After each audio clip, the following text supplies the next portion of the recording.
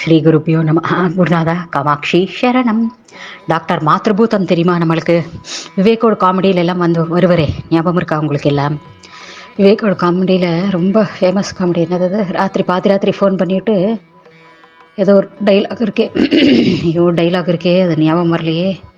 நீங்கள் இந்த இவரை என்னமோ கேட்பனே விவேக் அவர்கிட்ட கூடி அந்த மாத்ருபூதம் ஒரு சன் வந்து நம்மள்ட்ட இந்த பெரிவாரோட எக்ஸ்பீரியன்ஸ் வித் மகா பெரிவாள் ஷேர் பண்ணிட்டு இருக்கார். அவர் வந்து சொல்கிறார், எங்கள் அப்பா மாத்ருபூதம் வந்து 85 86 பெரிய பக்தி, ஏதோ குடும்பத்தில் பூஜை அப்படின்னு இருக்குமே ஒழிய பெரிய பக்தி அதெல்லாம் ஒன்றுமே இல்லாதமாக இருந்தால் ஒரு தடவை எதேச்சியாக பெரிவாளை போய் தரிசனம் பண்ணிட்டா, அவ்வளோதான். அதுலேருந்து டிரான்ஸ்ஃபார்மேஷன் ஆரம்பிச்சது. பெரிவாளோட அந்த தரிசனம் ஆன உடனே பெரிவா பிரத்யேகமாக அன்னைக்கு கேட்டாலாம், நீ என்னெல்லாம் பண்ணிட்டு இருக்காய், என்னெல்லாம் சர்வீஸ் இது பண்ணிட்டு இருக்காய், யாருக்கெல்லாம் ட்ரீட் பண்ணிட்டு இருக்காய், நான் இங்கேருந்து மடத்துலேருந்து ஒரு குழந்தை சித்தப்பிரமை இல்லாத குழந்தைய அனுப்புகிறேன், நீ அவளை பார்த்து ட்ரீட் பண்ணு அப்படின்னு பெரிவா பிரத்யேகமாக ஒரு பேஷண்ட் அனுப்பி அந்த பெரிவாளை பார்த்த நொடியிலேருந்து அவரோட லைஃப் டிரான்ஸ்ஃபார்மேஷன். அடிக்கடி பெரிவாளுக்கு வருது, பெரிவாள்கிட்ட வந்து தரிசனம் பண்ணிக்கிறது, மட்டத்தில் வந்து சர்வீஸ் பண்ணுறது, ஃப்ரீ சர்வீஸ்கள் நிறைய பேஷண்ட்ஸ்க்கு பண்ணுறது. இது மாதிரி மாத்ருபூதம் தன்னோட லைஃப்பை அப்படியே பெரிவாளோட இதுக்கு டெடிகேட் பண்ணிட்டு விடுறார். தினத்தந்தியிலெல்லாம் பெரிவாளை பற்றி எல்லாம் நிறைய ஆர்டிகல்ஸ் எல்லாம் எழுதுறார். பெரிவா தான் அவருக்கு சர்வஸ்வங்கிற மாதிரி எழுதுறது. அந்த இதுலேருந்து ரொம்ப ஆச்சரியமாக இருக்குது பெரிவாளோட ஒரு இதுவும். பெரிவா வந்து அவரோட பூர்வ தாத்தா அவளோட எல்லாரையும் அந்த கதையெல்லாம் எடுக்கிறாளாம் பெரிவா. அவருக்கு அப்படியே மெய்சிலிர்த்து போயிடுறது. எதுக்கு சொல்லுங்க, அந்த மேதா விலாசம் எப்படி பெரிவாளுக்கு இவ்வளோ ஞாபகம் வச்சுட்டுருக்கா, என்னோட 4 ஃபாதர்ஸ் என்ன செஞ்சுட்டுருக்கா எல்லாமே தெரியறது பெரிவாளுக்கு. அவள் வந்து அன்னதான ராமகிருஷ்ணருங்கிறவாளோட குடும்பமாம். அதை பெரிவா எடுத்து சொல்கிறாராம், நீங்கள் வந்து அன்னதானம் பண்ணியிருக்கேள், அதனால உங்களுக்கு எந்த குறையும் வராது, உங்களோட வம்சமே நன்னா இருக்கும் அப்படின்னு பெரிவா சொல்லும்போது அவருக்கு அப்படியே மாத்ருபூதம் டாக்டருக்கு அப்படியே ரொம்ப ஆச்சரியமாக போய்டுறது. ஒரு தடவை இந்த மாத்ருபூதம் டாக்டர் கூட ஒரு இங்கிலீஷ்காரர் வரார். நான் பெரிவாளை பார்க்கணும், எனக்கு வந்து 3 டைவர்ஸ் ஆயிருக்கு, 4வது கல்யாணம் பண்ணிக்க ரொம்ப முக்கியமாக இருக்குது, 4வது கல்யாணம் பண்ணிக்கணுமா அப்படின்னு உங்கள் குருவை நான் கேட்கணும், அப்படி அதனால நான் பார்க்கணும்னு தரிசனம் பண்ணிக்கணும் அப்படிங்கிறதுக்கு வேண்டி வரேன், அவரை பற்றி நிறைய கேள்விப்பட்டிருக்கேன் அப்படின்னோன்னா மாத்ருபூதம் சரி வாங்கன்னு கூட்டின்னு போகிறார் காரில். கூட்டின்னு போய் அங்கே நின்னது தான், வேறு ஒன்றுமே இல்லை, மௌனம் தான். குரோஸ்து மௌன வியாக்கியானம் சிஷ்யாஸ்து சின்ன சம்சய. வெறும் மௌனத்திலே பெரிவா பதில் சொல்லியிருக்கா. அவர் அப்போ மாத்ருபூதம் கேட்குறாரு, என்னமோ கேட்கணும்னு சொன்னேலே கேளுங்கோன்னா, எனக்கு கேட்கவே வேண்டாம், குரு வந்து எனக்கு சைலன்ஸ்லேயே பதில் சொல்லிவிட்டார், நான் கல்யாணம் பண்ணிக்க மாட்டேன், இதோட நிறுத்திக்கிறேன் கல்யாணத்தை, நல்ல வேளை எப்படியாவது புத்தி வந்ததேன்னு நினச்சிட்டேன் நான். அது மாதிரி பெரிவாளோட அந்த மிராக்கில் பார்த்தோன்னா மாத்ருபூதம்க்கு அப்படியே ஆச்சரியத்தில் இது மாதிரி பல விஷயங்கள் பெரிவா மிராக்கிள்ஸ் பண்ணியிருக்கா. கலவையில் வந்து ஒரு விருத்தாசிரமம் ஏதோ, அதுக்கும் பெரிவா வந்து மாத்ருபூதம் டாக்டர் தான் தேர்ந்தெடுத்து அந்த இதை நீ தொடர்ந்து பண்ணு அந்த பணியை அப்படின்னு சொல்லி அவர் இன்றளவும் அவரோட பையன் அதை பண்ணின்னு இருக்கார். இந்த மாதிரி பெரிவாளோட அந்த பார்த்த மாத்திரத்துலேருந்து ஸ்டார்ட் ஆன அந்த மாத்ருபூதத்துக்கு குருபக்தி டிரான்ஸ்ஃபார்மேஷன் வந்து அவரோட லைஃப்பில் அவரை பெரிய பெரிய ஹைட்ஸ்க்கு கொண்டு போயிருக்கு. அவள் பையனும் அதால் மிகப்பெரிய பொசிஷனில் இருக்கார் இன்னைக்கு ஃபாரினில்.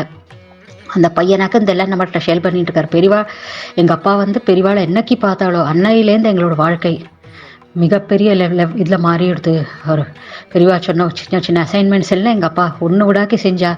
கடைசியில் எங்கள் அப்பாவுக்கு ஆக்சிடென்ட் ஆனோன்னு அந்த கனவுல கூடி அப்போ பெரிவா சித்தியார சமயம் 15 டேஸ்க்கு முன்னாடி சித்தியார சமயத்தில் எங்கள் அப்பாவுக்கு ஆக்சிடென்ட் ஆச்சு. அப்போ கூடி பெரிவா எங்கள் அப்பா வந்து ஆஸ்பத்திரியில் இருக்கும்போது பெரிவா கனவுல வந்து நான் உன் கூடியே இருக்கேன், உனக்கு ஒன்றும் ஆகாதுன்னு சொல்லி ஆசீர்வாதம் பண்ணி அதுக்கப்புறம் அவர் 10 வருஷம் சௌக்கியமாக இருந்தார் அந்த மாத்ருபூதம் டாக்டர் எங்கள் அப்பா அப்படின்னு.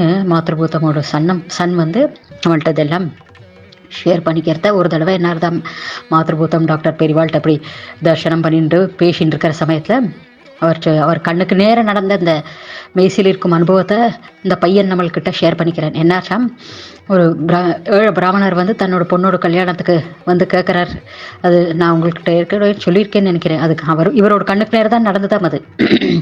பெரிவா எனக்கு இப்படி என்னோட பொண்ணுக்கு வேண்டி கல்யாணத்துக்கு 11 சவரன் நகைவானம் பெரிவா, எனக்கு என்ன செய்யணும்னு தெரியல பெரிவா அப்படின்னோன்னா, சரி அப்படியா, நீ போய் காமாட்சி அம்மன் கோவிலில் போய் அந்த காமாட்சியோட பிராகாரத்தை சுத்து. என்ன சொல்லி சுத்தனம், பஞ்சமி பஞ்சபூதேஷி பஞ்சசங்கியோபச்சாரிணி, அந்த லலிதா சஹஸ்ரநாமத்தில் வருது இல்லையா, அந்த நாமாவளியை ಶಾಶ್ವತಿ ಶಾಶ್ವತೈಶ್ವರ್ಯ ಶರ್ಮದಾ ಶಂಭುಮೋಹಿನಿ ಪಂಚಮಿ ಪಂಚಭೂತೇಶಿ பஞ்சசங்கியோபச்சாரிணி சாஸ்வதி சாஸ்வதைஸ்வரியா சர்மதா சம்புமோகினி. இதை வந்து 5 தடவை சொல்லிட்டு அந்த பிராகாரத்தை சுற்றி விட்டு இங்கே வா அப்படின்னு சொல்கிறார். அவர் அங்கே போயிடுறார். யார்? அந்த ஏழ பிராமணன் பெரியவா சொன்ன உத்தரவின்படி காமாட்சம்மன் கோவிலுக்கு போய் சுத்தறதுக்கு போகிறார். இதெல்லாம் மாத்ருபூதம் டாக்டர் கண்ணுக்கு நேரம் நடந்துட்டுருக்கு.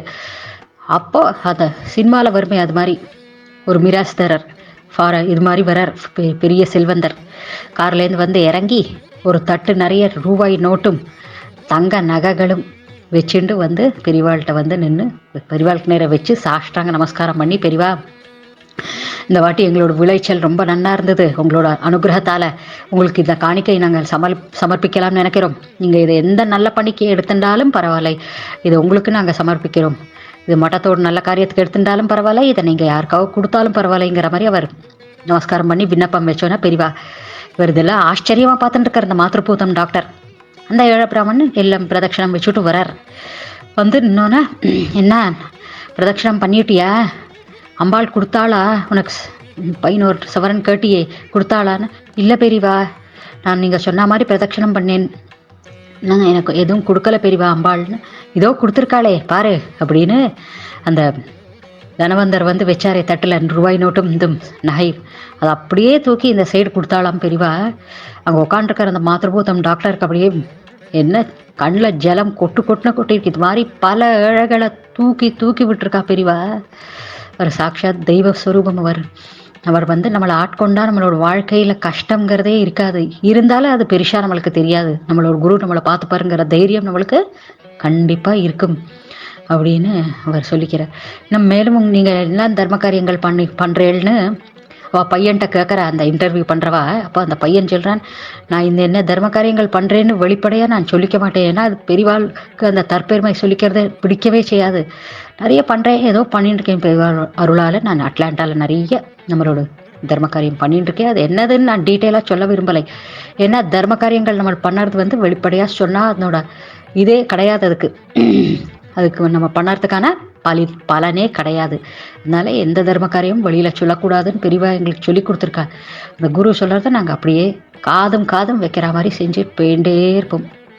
அவ்வளோதான் பண்ணுறோம், நான் ஏதோ பண்ணிட்டு இருக்கோம் அப்படிங்கிற மாதிரி அவர் சொல்கிறாரே ஒழிய அவர் பண்ணுற தர்ம காரியங்கள்லாம் நீங்கள் பார்த்தெல்லாம் மலைச்சு போயிடுவேலாம். அந்த அட்லாண்டாவில் அப்படி பண்ணிட்டு இருக்காராம். ஃபுல் காமக்கோடி இதுன்னே வச்சுவிட்டு ட்ரஸ்ட் மாதிரி ஏதோ வச்சு அப்படி பண்ணிட்டு இருக்காராம். அவர் பெரிய அளவில் பண்ணிட்டு இருக்கார் அப்படின்னு இந்த இன்டர்வியூ பண்ணுறவர் நம்மளுக்கு சொல்லும்போது இதெல்லாம் கேட்கறதான் நம்மளுக்கு மெய்சில் இருக்கிறது. இந்த ஞாயிற்றுக்கிழமை பொழுதுல இதை நான் கேட்டு உடனே உங்கள்கிட்ட ஷேர் பண்ணிக்கணும்னு நினச்சிட்டேன்.